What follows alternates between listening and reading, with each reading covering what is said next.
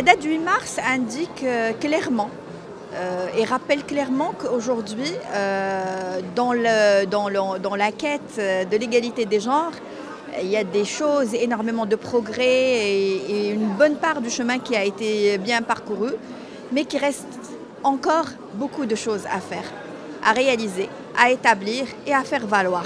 Cette date, au-delà d'être une célébration, c'est un rappel douloureux que la femme n'a pas encore trouvé sa place, la place qu'elle mérite dans la société. C'est un rappel à toutes les femmes et à tous les hommes, et à toutes les organisations, États, privés, tout acteur, que nous avons encore à faire pour permettre à notre société d'évoluer et faire valoir les droits des méritants de manière générale.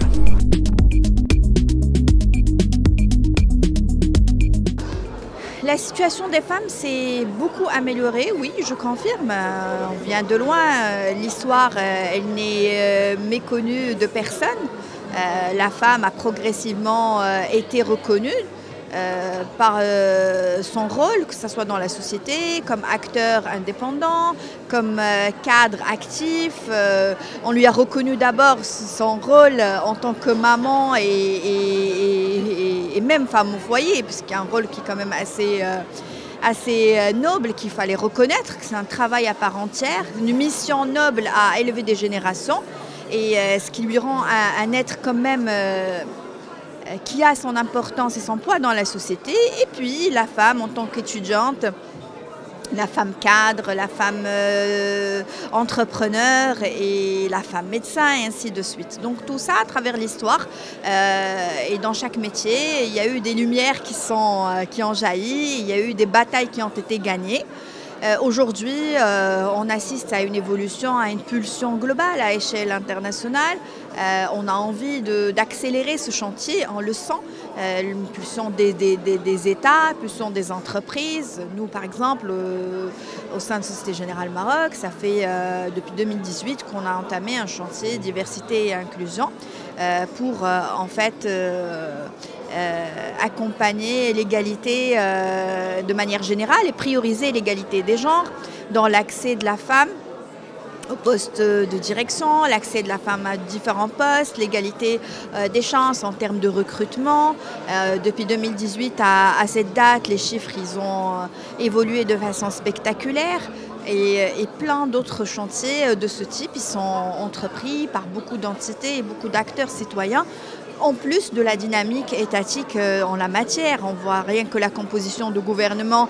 Il y a une décennie de cela, on ne trouvait pas des femmes ministres, alors que maintenant on a quand même une bonne représentation de la femme dans différents postes de responsabilité de l'État. Donc je pense que le changement arrive par la force des choses. Et le changement arrive aussi, il y a un beau changement qui est quand même poussé et conditionné par la nature de ces générations-là, génération de femmes et de jeunes filles qu'on voit, qui assument parfaitement, qui foncent, qui ne se mettent pas derrière. Donc oui, la nature, l'évolution des générations et le rôle des acteurs de manière générale fait qu'il y a une belle pulsion, une belle dynamique. Je pense qu'il y aura une accélération qui sera constatée les 10 prochaines années. Et j'espère que le 8 mars serait une date derrière nous parce qu'on aurait atteint l'objectif.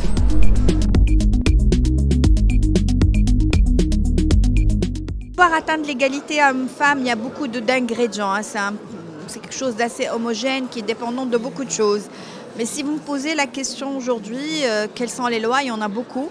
Je vais choisir une qui me tient à cœur particulièrement en tant que femme, c'est toute la partie la tuteur. Je ne comprends pas pourquoi au sein d'un couple, on trouve la femme qui travaille, qui participe, et l'homme aussi. Et la tuteur, elle est systématiquement chez l'homme.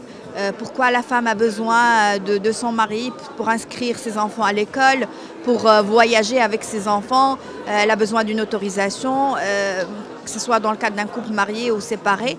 Je pense que la tuteur des enfants doit être quelque chose de partagé. La femme, elle a participé tout autant que l'homme, elle est responsable tout autant que l'homme vis-à-vis de ces enfants-là. Pourquoi aujourd'hui, elle a besoin toujours de ce papier et qu'on lui demande toujours ce papier pour pouvoir exécuter son droit en tant que maman. Et s'il y a bien une loi que je pense qui tient à cœur à beaucoup de femmes, c'est celle-là.